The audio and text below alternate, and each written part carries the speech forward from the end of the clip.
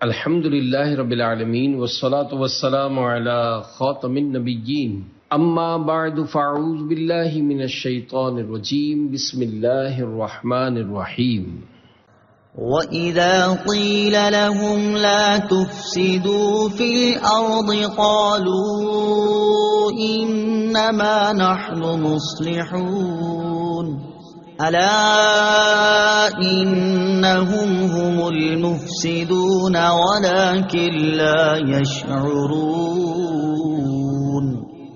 ترجمہ: اور جب ان سے کہا جائے کہ زمین میں فساد نہ کرو تو کہتے ہیں ہم تو صرف اصلاح کرنے والے ہیں۔ سن لو، بے شک یہی لوگ فساد پھیلانے والے ہیں مگر انہیں اس کا شعور نہیں۔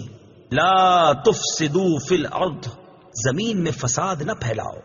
تفسیر صراط الجنان میں ہے، اس آیت اور اس کے بعد والی آیت میں ارشاد فرمایا کہ جب ایمان والوں کی طرف سے ان منافقوں کو کہا جائے کہ باطن میں کفر رکھ کر اور صحیح ایمان لانے میں پسو پیش کر کے زمین میں فساد نہ کرو، تو وہ کہتے ہیں کہ تم ہمیں اس طرح نہ کہو کیونکہ ہمارا مقصد تو صرف اصلاح کرنا ہے۔ اے ایمان والو، تم جان لو کہ اپنی اسی روش پر قائم رہنے کی وجہ سے یہی لوگ فساد پھیلانے والے ہیں مگر انہیں اس بات کا شعور نہیں، کیونکہ ان میں وہ حس باقی نہیں رہی جس سے یہ اپنی اس خرابی کو پہچان سکیں۔ منافقوں کے طرز عمل سے یہ بھی واضح ہوا کہ عام فسادیوں سے بڑے فسادی وہ ہیں جو فساد پھیلائیں اور اسے اصلاح کا نام دیں۔ ہمارے معاشرے میں ایسے لوگوں کی کمی نہیں جو اصلاح کے نام پر فساد پھیلاتے ہیں اور بدترین کاموں کو اچھے ناموں سے تعبیر کرتے ہیں۔ آزادی کے نام پر بے حیائی، فن کے نام پر حرام افعال، انسانیت کے نام پر اسلام کو مٹانا اور تہذیب و تمدن کا نام لے کر اسلام پر اعتراض کرنا، توحید کا نام لے کر شان رسالت کا انکار کرنا، قرآن کا نام لے کر حدیث کا انکار کرنا وغیرہ سب فساد کی صورتیں ہیں۔ وَإِذَا قِيلَ لَهُمْ آمِنُوا كَمَا آمَنَ النَّاسُ قَالُوا أَنُؤْمِنُ كَمَا آمَنَ السُّفَهَاءُ أَلَا إِنَّهُمْ هُمُ السُّفَهَاءُ وَلَكِنْ لَا يَعْلَمُونَ۔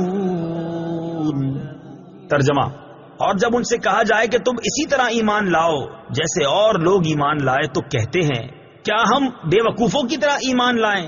سن لو، بے شک یہی لوگ بے وقوف ہیں مگر یہ جانتے نہیں۔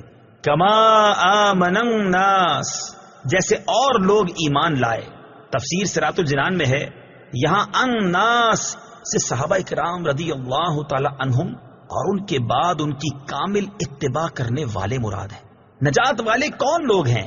اس آیت میں بزرگان دین کی طرح ایمان لانے کے حکم سے معلوم ہوا کہ ان کی پیروی کرنے والے نجات والے ہیں اور ان کے راستے سے ہٹنے والے منافقین کے راستے پر ہیں، اور یہ بھی معلوم ہوا ان بزرگوں پر طعن و تشنیع کرنے والے بہت پہلے سے چلتے آ رہے ہیں۔ اس آیت کی روشنی میں صحابہ و ائمہ اور بزرگان دین رحمہم اللہ تعالی کے متعلق اپنا طرز عمل دیکھ کر ہر کوئی اپنا راستہ سمجھ سکتا ہے کہ صحابہ کے راستے پر ہے یا منافقوں کے راستے پر۔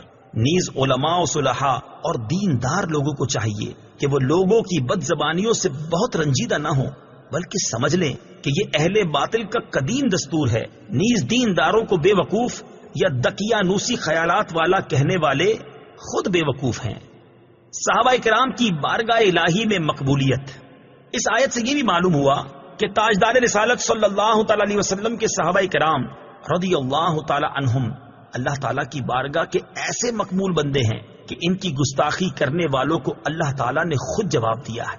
صحابہ کرام علیہ رضوان کے بارے میں حضرت ابو سعید خدری رضی اللہ تعالیٰ عنہ سے روایت ہے، بخاری شریف کی حدیث ہے، حضور پر نور صلی اللہ تعالیٰ علیہ وسلم نے ارشاد فرمایا، میرے صحابہ کو گالی گلوچ نہ کرو، ان کا مقام یہ ہے کہ اگر تم میں سے کوئی احد پہاڑ کے برابر سونا اللہ تعالیٰ کی راہ میں خرچ کرے تو اس کا ثواب میرے کسی صحابی رضی اللہ تعالی عنہم کے ایک مدھ یعنی ایک چھوٹی سی مقدار بلکہ آدھا مدھ خرچ کرنے کے برابر بھی نہیں ہو سکتا۔